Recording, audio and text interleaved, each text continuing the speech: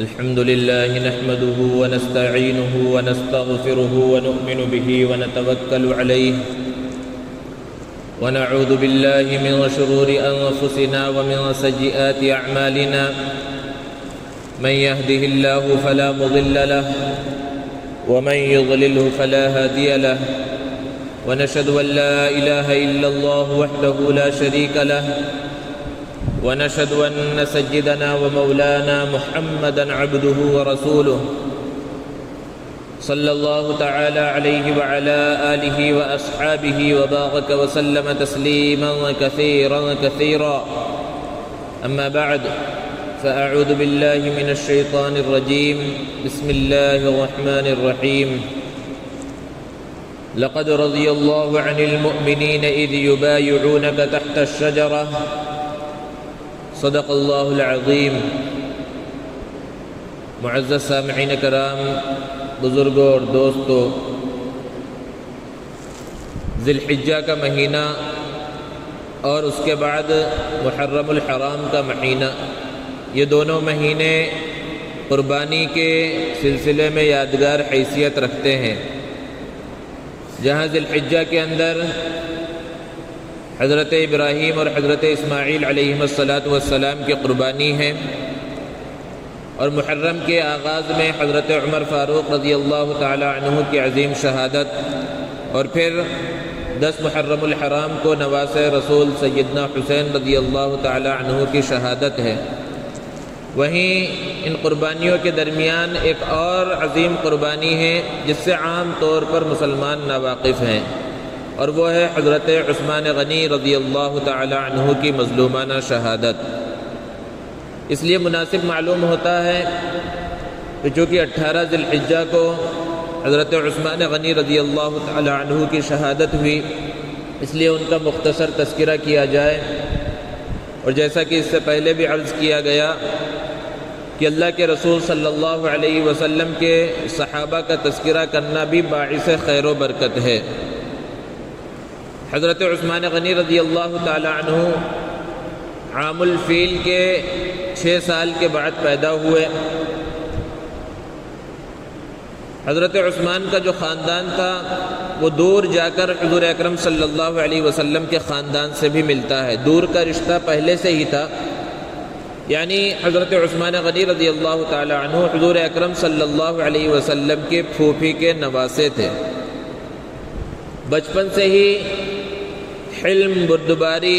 شرم و حیا، یہ عمدہ صفات ان کے اندر کوٹ کوٹ کر بھری ہوئی تھی، اور مکہ المکرمہ کے ماحول کے اندر جو جاہلانہ ماحول تھا وہاں پر زندگی گزاری، لیکن جتنے غلط کام اور برے کام وہاں پر ہو رہے تھے، اگر ہم تاریخ کو اٹھا کر دیکھیں تو پتہ چلے گا کہ حضرت عثمان غنی رضی اللہ تعالی عنہ کبھی ان چیزوں کے قریب نہیں گئے۔ حضرت عثمان کی عمر کا 34واں سال ہے، اللہ کے رسول صلی اللہ علیہ وسلم کو نبوت سے سرفراز کیا گیا۔ حضرت ابو بکر صدیق رضی اللہ تعالی عنہ نے ابتدا میں بالکل اسلام قبول کیا، اور حضرت عثمان ان کے دوست تھے، تو حضرت ابو بکر صدیق رضی اللہ تعالی عنہ کی دعوت پر حضرت عثمان غنی رضی اللہ تعالی عنہ نے بالکل آغاز میں ہی اسلام قبول کر لیا۔ اور حضرت عثمان کا خاندان کوئی معمولی خاندان نہیں تھا اور غریب خاندان بھی نہیں تھا، اس کے باوجود بھی جب آپ نے اسلام قبول کیا تو آپ پر ظلم و ستم کے پہاڑ ڈھائے گئے، لیکن جب لوگوں نے سمجھ لیا کہ ان کو تکلیف دینے سے کچھ بھی اثر ہونے والا نہیں ہے، یہ اسلام کو چھوڑنے والے نہیں ہیں، تو پھر لوگوں نے ان کو ان کے حال پر چھوڑ دیا۔ سفر حضر ہر مقام پر اللہ کے رسول صلی اللہ علیہ وسلم کے ساتھ رہے۔ شرم و حیا کا عالم کیا ہے کہ اللہ کے رسول صلی اللہ علیہ وسلم اپنے گھر کے اندر تشریف فرما ہیں، دیوار پر ٹیک لگا کر بے تکلفانہ انداز میں بیٹھے ہوئے ہیں، پیر کا کچھ حصہ کھلا ہوا ہے، کپڑا ہٹ گیا ہے۔ حضرت ابو بکر صدیق رضی اللہ تعالی عنہ نے اندر آنے کی اجازت طلب کی، آپ نے اجازت دی، حضرت ابو بکر تشریف لائے، پھر حضرت عمر رضی اللہ تعالی عنہ تشریف لائے، دیگر صحابہ تشریف لاتے رہے۔ حضرت عثمان غنی رضی اللہ تعالی عنہ نے دروازے پر دستک دی، اندر آنے کی اجازت طلب کی، تو آپ سمٹ کر بیٹھ گئے اور تھوڑا سا پیروں کا جو حصہ کھلا ہوا تھا اس کو بھی ڈھانپ لیا، ٹیک کو چھوڑ دیا، اور پھر حضرت عثمان غنی رضی اللہ تعالی عنہ کو اندر آنے کی اجازت دی۔ جب مجلس ختم ہو گئی، اللہ کے رسول صلی اللہ علیہ وسلم سے پوچھا گیا، اللہ کے رسول حضرت ابو بکر صدیق رضی اللہ تعالیٰ عنہ تشریف لائے، آپ ویسے ہی بیٹھے رہے، حضرت عمر تشریف لائے، آپ ویسے ہی بیٹھے رہے، دیگر صحابہ آئے، آپ اسی انداز میں بیٹھے رہے، لیکن حضرت عثمان رضی اللہ عنہ نے آنے کی اجازت طلب کی تو آپ دوسرے انداز میں آپ بیٹھ گئے، اس کی وجہ کیا ہے؟ تو حضرت عثمان غنی رضی اللہ تعالیٰ عنہ کے بارے میں حضور صلی اللہ علیہ وسلم نے فرمایا کہ جس سے فرشتے حیا کرتے ہوں میں اس سے حیا نہ کروں؟ یہ مقام اور یہ مرتبہ اللہ کے رسول صلی اللہ علیہ وسلم نے حضرت عثمان رضی اللہ تعالیٰ عنہ کو عطا فرمایا، اور ایک ایسی ان کی خصوصیت ہے جو کسی کو پوری دنیا کے اندر کبھی حاصل نہیں ہوئی۔ ذو النورین کہا جاتا ہے، دو نور والا، ذو النورین کا مطلب اللہ کے رسول صلی اللہ علیہ وسلم نے ان کے اسلام قبول کرنے کے بعد اپنی دو بیٹیاں ایک کے بعد ایک ان کے نکاح کے اندر دی، حضرت رقیہ رضی اللہ تعالی عنہا، اور پھر اس کے بعد حضرت ام کلثوم رضی اللہ تعالی عنہا۔ جب حضرت ام کلثوم کا بھی انتقال ہو گیا تو اللہ کے رسول صلی اللہ علیہ وسلم نے ارشاد فرمایا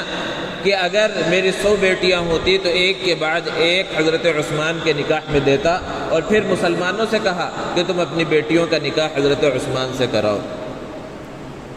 تاریخ اس بات پر گواہ ہے کہ کوئی شخص ایسا تاریخ کے اندر نہیں گزرا کہ جس کے نکاح کے اندر کسی بھی نبی کی 2 بیٹیاں آئی ہوں۔ یہ مقام اور یہ مرتبہ صرف اور صرف حضرت عثمان غنی ذو النورین رضی اللہ تعالی عنہ کو حاصل ہوا۔ اللہ رب العزت نے خوب مال و دولت سے نوازا تھا۔ مال و دولت ہونا کوئی بڑی بات نہیں ہے، بہت سے لوگوں کو مال و دولت تو مل جاتا ہے، بہت سے لوگ مالدار ہوتے ہیں، لیکن اصل چیز ہے دل کا ہونا، سخاوت کا ہونا، وہ سخاوت کا جذبہ اور خرچ کرنے کا، خیر کے کاموں میں خرچ کرنے کا جذبہ ہونا، یہ اصل چیز ہے۔ مال تو بہت سے لوگوں کے پاس ہے لیکن وہ جذبہ بہت کم لوگوں کے پاس ہوتا ہے۔ حضرت عثمان رضی اللہ تعالی عنہ کے ساتھ نام میں غنی لگا ہوا ہے، اور غنی کے معنی مالدار کے آتے ہیں۔ خوب مال و دولت سے اللہ نے نوازا تھا، اور اسی طرح وہ مسلمانوں پر اور اسلام پر اور خیر کے کاموں پر خرچ بھی کیا کرتے تھے۔ اللہ کے رسول صلی اللہ علیہ وسلم جب مکہ سے ہجرت کر کے مدینہ المنورہ تشریف لے گئے تو وہاں پر سب سے پہلا جو کام اللہ کے رسول صلی اللہ علیہ وسلم نے کیا، لوگوں کے معاملات کو درست کرنے کے بعد کہ یہاں مسجد تعمیر کی جائے، اور اللہ کے رسول صلی اللہ علیہ وسلم نے اعلان کیا کون ہے جو اللہ کے رسول صلی اللہ علیہ وسلم کو جو حصہ زمین کا جو ٹکڑا پسند آیا تھا اس کے طرف اشارہ کر کے کہا کہ کون ہے جو اس حصے کو خریدے اور جنت کے اندر اپنا مقام بنا لے۔ حضرت عثمان غنی رضی اللہ تعالی عنہ نے اس زمین کے حصے کو خریدا اور اس کے اوپر مسجد تعمیر ہوئی۔ مدینہ المنورہ کے اندر میٹھے پانی کا صرف ایک کنواں تھا جو ایک یہودی کی ملکیت میں تھا، جسے بیر روما کہا جاتا تھا۔ اس کا پانی میٹھا تھا، صاف شفاف تھا، لیکن وہ مسلمانوں کو پینے کے واسطے مفت میں پانی نہیں دیتا تھا۔ پانی پینے کے واسطے کوئی جاتا اور کچھ بھی پانی لینا چاہتا تو اس سے قیمت وصول کرتا تھا۔ اللہ کے رسول صلی اللہ علیہ وسلم کی خواہش تھی کہ کوئی بھی صاحب خیر آگے بڑھے اور اس کنویں کو خرید کر مسلمانوں کے واسطے وقف کر دے۔ حضرت عثمان غنی رضی اللہ تعالی عنہ آگے بڑھے اور اس یہودی سے معاملہ کیا اور اس کنویں کو خریدنا چاہا۔ تو یہودی جن کی فطرت میں جوڑ توڑ ہے اور کس طرح دنیا کمائی جائے اور کس طرح ترقی کیا جائے، ہمیشہ اسی فکر کے اندر رہتے ہیں، اس نے بھی یہ سوچا کہ ایک طرف کنواں بیچ کر کچھ پیسہ بھی حاصل کیا جائے اور پھر ہمیشہ بھی آتا رہے، اس لیے اس نے کہا میں پورا کنواں نہیں بیچوں گا، میں آدھا کنواں بیچوں گا۔ مقصد یہ تھا کہ آدھے کنویں کی قیمت بھی مل جائے گی، اور جب آدھا کنواں میرا ہوگا تو ایک دن حضرت عثمان پانی نکالیں گے، اور ایک دن جب میری باری ہوگی تو میں جب پانی دوں گا دوسروں کو تو مفت میں نہیں دوں گا، پانی جو ہے پیسے میں بیچوں گا، تو ایک طرف سے پیسہ آتا رہے گا۔ حضرت عثمان نے آدھا کنواں خرید لیا اور مسلمانوں کے واسطے وقف کر دیا، اور ایک دن کی باری لگی۔ جس دن حضرت عثمان رضی اللہ عنہ کی باری ہوتی، مسلمان اسی دن 2 دن کا پانی اکٹھا کر لیتے، دوسرے دن کوئی بھی اس یہودی کے کنویں پر نہ جاتا، تو یہودی نے سمجھ لیا کہ وہ معاملہ اور جس سوچ اور فکر کے ساتھ میں نے آدھا کنواں بیچا تھا اس کا تو کوئی فائدہ نہیں ہوا۔ پھر حضرت عثمان سے درخواست کی کہ آدھا کنواں بھی آپ خرید لو، تو انہوں نے پھر آدھے کنویں کو بھی خرید لیا اور مکمل کنواں مسلمانوں کے حوالے کر دیا۔ اور پھر اس سے آگے بڑھیے، غزوہ تبوک کا موقع ہے۔ یہ غزوہ ایسا ہے جس میں اللہ کے رسول صلی اللہ علیہ وسلم نے نفیر عام کا اعلان کیا نفیر عام کا مطلب یہ ہوتا ہے کہ عام اعلان ہوا، چونکہ دشمن کا لشکر بہت بڑا تھا، کہ جتنے بھی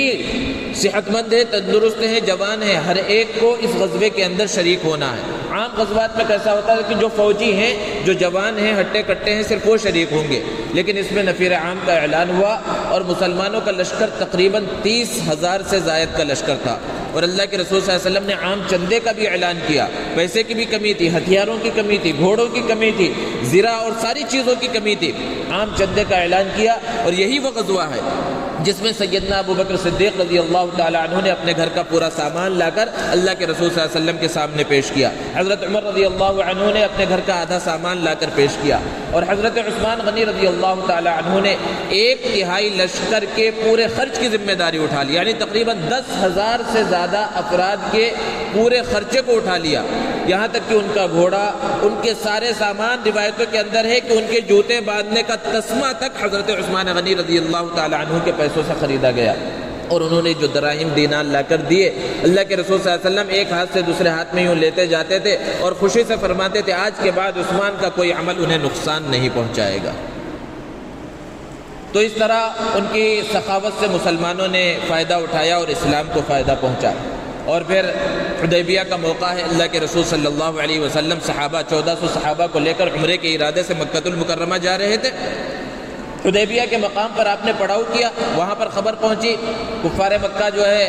ان لوگوں نے آنے نہیں دیا، اور وہ یہ سمجھ رہے تھے کہ مسلمان ہم سے مقابلے کے لیے آ رہے ہیں۔ اللہ کے رسول صلی اللہ علیہ وسلم نے اپنا نائب، اپنا سفیر حضرت عثمان غنی رضی اللہ تعالی عنہ کو بنایا اور کہا آپ تشریف لے جائیے اور جا کر کفار مکہ سے اور سرداران مکہ سے کہیے کہ ہم مقابلے کے واسطے اور جنگ کے واسطے نہیں آئے، ہم کسی کا خون بہانے کے واسطے نہیں آئے، ہم تو صرف بیت اللہ کا طواف کرنا چاہتے ہیں، ہم عمرے کی سعادت سے سرفراز ہونا چاہتے ہیں، ہمیں آنے کی اجازت دی جائے۔ حضرت عثمان رضی اللہ تعالیٰ عنہ اکیلے مکہ کی جانب روانہ ہوئے۔ جب وہ چلے گئے، بعض لوگوں نے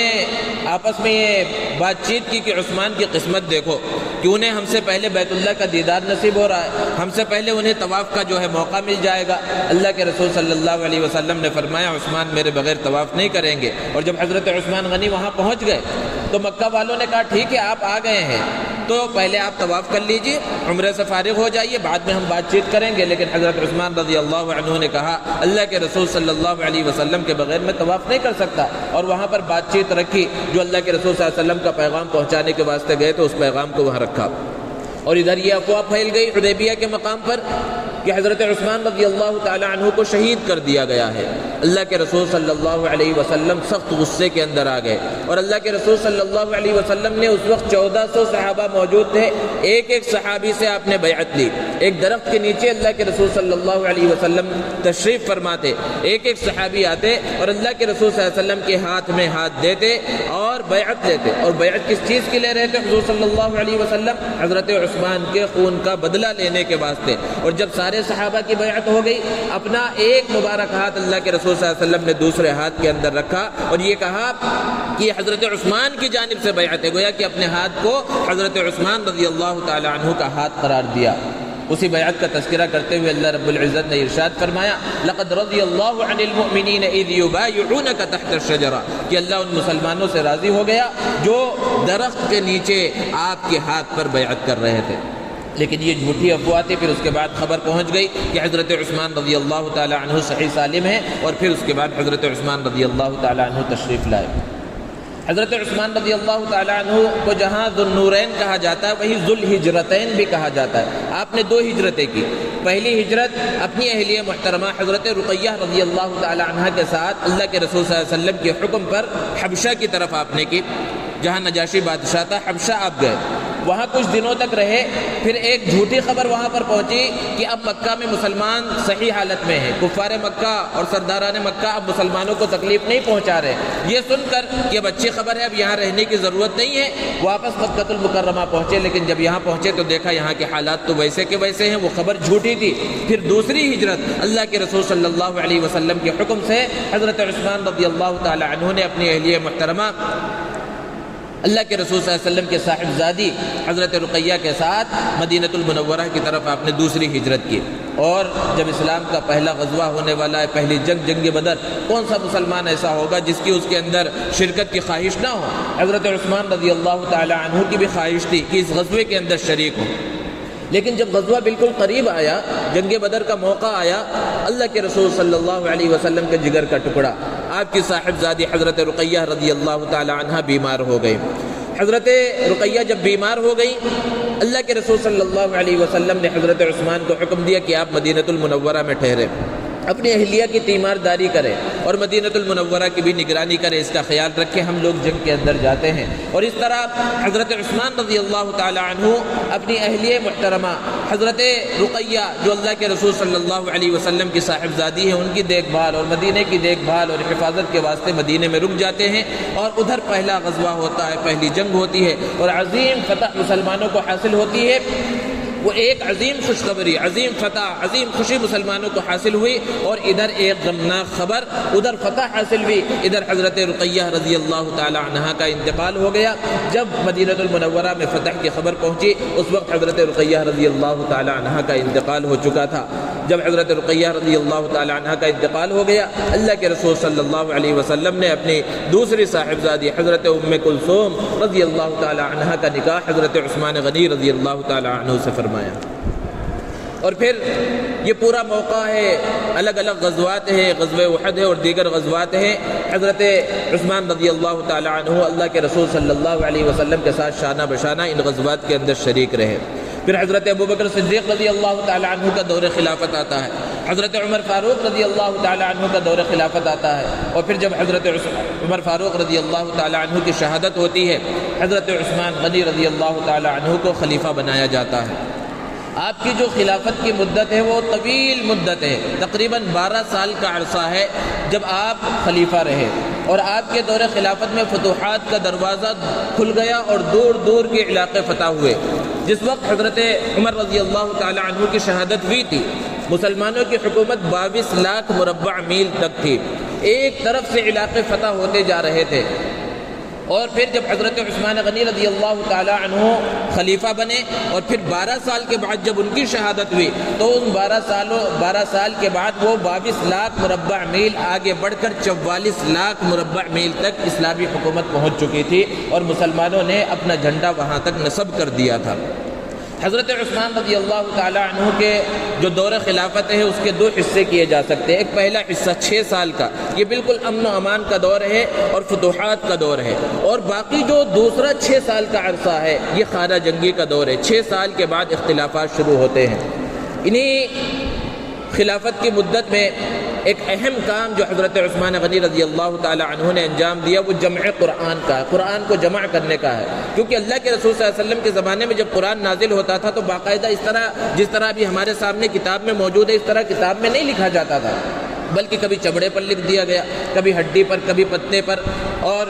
پتھروں پر، اس طرح قرآن کی آیتیں لکھی جاتی ہیں۔ اللہ کے رسول صلی اللہ علیہ وسلم صرف بتا دیتے کہ اس آیت کو اس آیت کے بعد رکھنا ہے۔ اس طرح پورا قرآن صحابہ کے پاس موجود تھا، لیکن باقاعدہ ایک جگہ پر موجود نہیں تھا۔ حضرت ابوبکر صدیق رضی اللہ تعالی عنہ کے دور خلافت میں 70 صحابہ جو قرآن کے قاری تھے، حافظ تھے، ایک ساتھ ان کی جب شہادت ہو گئی تو حضرت عمر رضی اللہ تعالی عنہ کے کہنے پر، ان کے مشورے پر قرآن کے جمع کرنے کا کام کیا گیا، اور حضرت زید بن ثابت رضی اللہ تعالی عنہ کو ذمہ داری دی گئی کہ پورا قرآن صحابہ کے پاس جو موجود ہے 2 گواہوں کے ساتھ جمع کیا جائے۔ گواہ کس بات کے؟ وہ اس بات کے 2 گواہ لے کر آئے کہ یہ آیت کا جو ٹکڑا میرے پاس موجود ہے یہ اللہ کے رسول صلی اللہ علیہ وسلم نے مجھے لکھوایا ہے، اور اس طرح پورا قرآن جمع ہو گیا۔ لیکن جب وہ جمع ہو گیا تو اس کو ایک جگہ پر بند کر کے دارالخلافہ میں رکھ دیا گیا، اس کو باقاعدہ کتاب کی شکل میں اس وقت بھی نہیں لکھا گیا۔ پھر حضرت عمر رضی اللہ تعالی عنہ کا دور خلافت آیا، آپ فتوحات کے اندر مشغول رہے، پھر وہ جمع قرآن کی طرف آپ نے توجہ نہیں دی۔ پھر اس کے بعد جب حضرت عثمان رضی اللہ تعالی عنہ کا دور خلافت آیا تو انہوں نے وہ جو قرآن جمع کیا گیا تھا اس کو دوبارہ نکالا، اور پھر سے حضرت زید بن ثابت رضی اللہ تعالی عنہ جو کاتبین وحی میں سے بہت بڑی حیثیت رکھتے ہیں ان کو ذمہ داری دی گئی، اور دوبارہ قرآن مجید کو لکھا گیا، جمع کیا گیا، اور روایتوں سے پتہ چلتا ہے کہ 7 نسخے اس وقت بنائے گئے، اور باقاعدہ ایک نسخہ حضرت عثمان غنی رضی اللہ تعالی عنہ نے اپنے مبارک ہاتھوں سے لکھا، اور وہ نسخہ جو 1450 سال پہلے حضرت عثمان رضی اللہ تعالی عنہ نے اپنے ہاتھوں سے لکھا تھا، وہ قرآن کا نسخہ ترکی کے میوزیم کے اندر آج بھی موجود ہے۔ جو لوگ عمرے کے اندر گئے ہوں گے تو مدینہ المنورہ میں اس اصل نسخے کی کاپی، فوٹو کاپی وہاں پر میوزیم، مسجد نبوی کا جو میوزیم ہے چھوٹا سا، وہاں پر وہ موجود ہے، اصل نسخہ ترکی کے اندر موجود ہے۔ تو یہ بہت بڑا کام حضرت عثمان غنی رضی اللہ تعالی عنہ نے انجام دیا۔ اور دوسرا اہم بڑا کام مسجد نبوی کی تعمیر اور توسیع تھی، کیونکہ اللہ کے رسول صلی اللہ علیہ وسلم کے زمانے میں جو مسجد بنی تھی وہ مسجد چھوٹے حصے پر تھی، اور مسجد کچی بھی تھی، پکی عمارت نہیں بنی تھی، اوپر سے جھوپڑی کی شکل میں تھی، اور جو تنے استعمال کیے گئے تھے کھجور کے تنے استعمال کیے گئے تھے۔ اور حضرت ابوبکر اور حضرت عمر رضی اللہ عنہما ان کے دور خلافت میں مسجد میں توسیع تو ہوئی، لیکن توسیع بھی اسی انداز میں ہوئی، یعنی کچی عمارت ہی باقی رکھی گئی۔ لیکن جب حضرت عثمان غنی رضی اللہ تعالی عنہ کا دور آیا تو آپ نے اس پوری عمارت کو منہدم کیا اور پکی عمارت بنوائی۔ جو ستون استعمال کیے گئے، پتھر کے ستون استعمال کیے، اور منقش جس کے اندر نقش و نگار بنے ہوئے تھے، عمدہ قسم کی چھت استعمال کی گئی بنانے میں۔ بہت سے لوگوں نے اس وقت اعتراض کیا کہ آپ وہ کام کر رہے ہیں جو کام اللہ کے رسول صلی اللہ علیہ وسلم نے نہیں کیا، اور آپ کے پیشرو حضرت ابوبکر اور حضرت عمر نے نہیں کیا، پھر آپ وہ کام کیسے کر رہے ہیں؟ حضرت عثمان غنی رضی اللہ تعالی عنہ نے اس وقت ارشاد فرمایا کہ جس وقت پہلی مرتبہ مسجد نبوی کی تعمیر ہو رہی تھی تو تم لوگوں کا حال کیا تھا؟ تم ابھی تازہ مکہ سے آئے تھے، تمہارے تو گھر بھی نہیں تھے، یہاں انصار کے گھر تھے، ان کے بھی کچے پکے گھر تھے، جھوپڑیوں کے گھر تھے، پکا گھر کسی کا مدینے میں نہیں تھا۔ تو اس اعتبار سے، اس زمانے کے اعتبار سے مسجد بنائی گئی، لیکن فتوحات کا دروازہ کھلا اور تمہارے گھر بڑے بڑے بننے شروع ہوئے، عالیشان بننے شروع ہوئے، پکے گھر، پتھروں کے گھر اور منقش پتھر لگنے شروع ہوئے۔ تو اب ضرورت اس بات کی ہے کہ جتنے اچھے تمہارے گھر بن رہے ہیں اس سے اچھی مسجد بنے، تاکہ تمہارا دل مسجد کے اندر لگے۔ اور زمانے کا خیال کرتے ہوئے حضرت عثمان غنی رضی اللہ تعالی عنہ نے اسی زمانے کے اندر منقش پتھر لگوائے اور قیمتی جو ہے چھت اس کے اندر استعمال کی گئی، اور ساری بہت خوبصورت مسجد حضرت عثمان رضی اللہ تعالی عنہ نے تعمیر کروائی۔ آپ کے ہی زمانے میں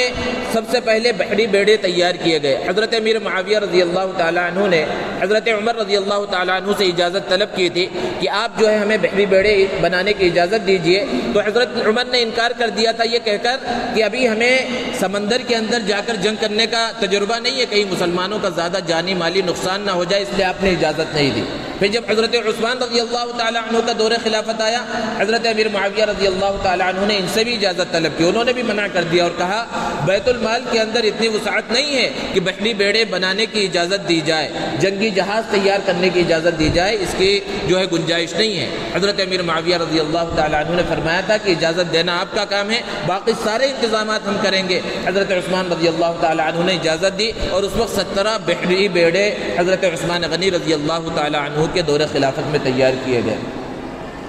جو آخر کے 6 سال کا عرصہ ہے، جس میں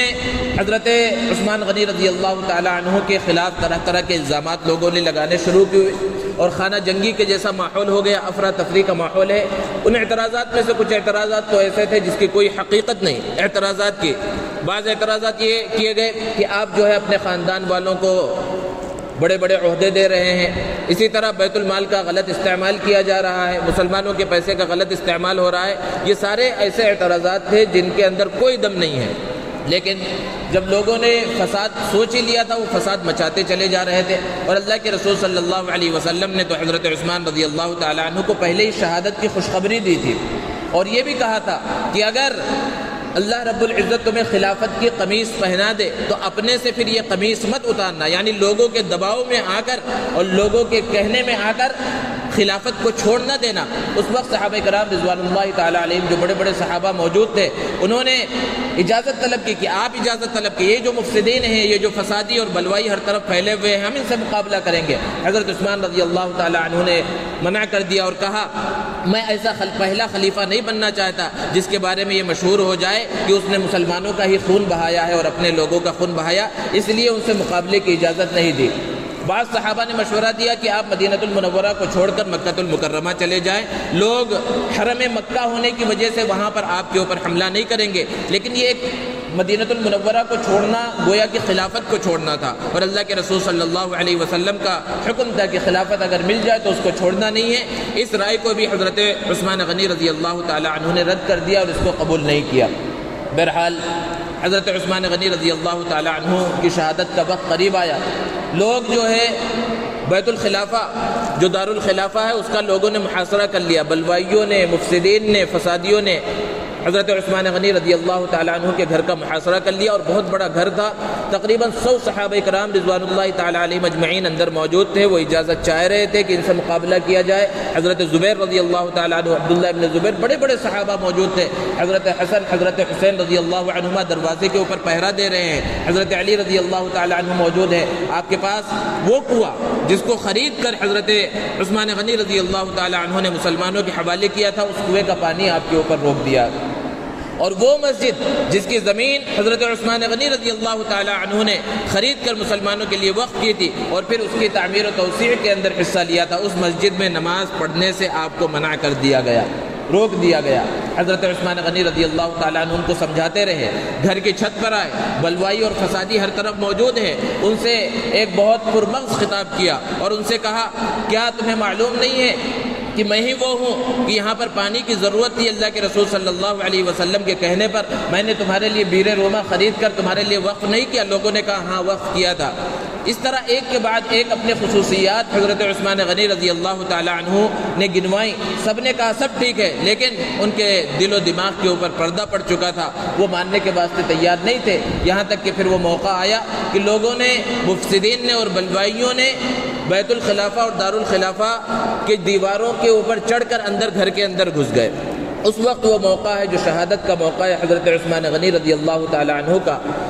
قرآن مجید، وہ قرآن مجید جس کو خود انہوں نے جمع کیا تھا، وہ نسخہ ان کے سامنے ہے، قرآن مجید کی تلاوت کر رہے ہیں، ان کی اہلیہ محترمہ وہاں پر ہیں کہ ایک بدبخت وہاں پہنچتا ہے اور ایک تلوار کا وار حضرت عثمان غنی رضی اللہ تعالی عنہ کے اوپر کرتا ہے، اہلیہ محترمہ اپنا ہاتھ آگے کرتی ہیں بچانے کے واسطے، ان کی انگلیاں کٹ جاتی ہیں اور پھر حضرت عثمان غنی رضی اللہ تعالی عنہ کو شہید کر دیا جاتا ہے، اور جب ان کے اوپر تلوار ماری جاتی ہے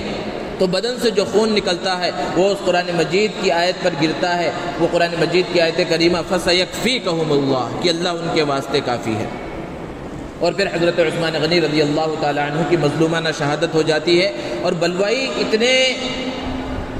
تیز ہو چکے تھے مدینہ المنورہ کے اندر اور اتنا ان کا کنٹرول ہو چکا تھا کہ جنت البقیع کے اندر حضرت عثمان غنی رضی اللہ تعالی عنہ کو دفنانے کی انہوں نے اجازت نہیں دی، بلکہ باہر کے حصے میں کہا کہ باہر کے حصے میں دفنایا جائے۔ اور آج آپ جنت البقیع کے اندر جائیں تو آپ کو پتہ چلے گا کہ اس جنت البقیع کے اندر سب سے بڑی ہستی جو مدفون ہے وہ حضرت عثمان غنی رضی اللہ تعالی عنہ کی ہی ہے، اگرچہ انہیں اس زمانے میں جو قبرستان چھوٹا سا تھا اس کے باہری حصے کے اندر دفن کیا گیا تھا، لیکن وہ حصہ اب اصل قبرستان کے اندر ہے، اور سب سے بڑی ہستی حضرت عثمان غنی رضی اللہ تعالی عنہ کی ہے، کیونکہ اللہ کے رسول صلی اللہ علیہ وسلم اور حضرت ابوبکر اور حضرت عمر وہ تو گنبد خضرا کے نیچے ہیں، اور وہاں جنت البقیع کے اندر سب سے بڑا مقام و مرتبہ حضرت عثمان غنی رضی اللہ تعالی عنہ کا ہے۔ اس طرح 18 ذی الحجہ کو یہ مظلومانہ شہادت حضرت عثمان غنی رضی اللہ تعالی عنہ کی ہوئی۔ دوستو، صحابہ کرام کی زندگیوں کے اور ان کی قربانیوں اور ان کی شہادت کے بیان کرنے کا مقصد یہ ہے کہ ہمارے دلوں کے اندر بھی قربانی کا جذبہ پیدا ہو، اور ہمارے دلوں کے اندر قربانی کے جذبے کے پیدا ہونے کا مطلب کیا ہے؟ قربانی کے جذبے کا پیدا ہونا یہ ہے کہ اللہ کا حکم اور نبی کریم صلی اللہ علیہ وسلم کا طریقہ جب آ جائے اپنے نفس کو قربان کر دیا جائے۔ اب وہاں اللہ کے حکم کے آگے اور نبی صلی اللہ علیہ وسلم کے فرمان کے آگے چوں چرا نہ کی جائے، اللہ کے حکم کو مانا جائے، نبی کریم صلی اللہ علیہ وسلم کے طریقے پر عمل کیا جائے، آپ کی سنتوں کے اوپر عمل کیا جائے۔ صبح سے لے کر شام تک کی زندگی، ہمارے معاملات، معاشرت، شادی بیاہ، ان سب چیزوں کے اندر اللہ کے رسول صلی اللہ علیہ وسلم کی سنتوں پر اگر ہم نے عمل نہ کیا تو پھر ہمارا یہ بولنا اور سننا یہ سب کا سب بیکار ہو جائے گا۔ اس کا فائدہ جبھی ہوگا جب ہم عمل کا ارادہ کر لیں۔ اللہ رب العزت سے دعا ہے اللہ تبارک و تعالی ہمارے دلوں کے اندر انبیاء کرام اور صحابہ کرام کی سچی پکی محبت پیدا فرمائے۔ وآخر دعوانا ان الحمد للہ رب العالمین۔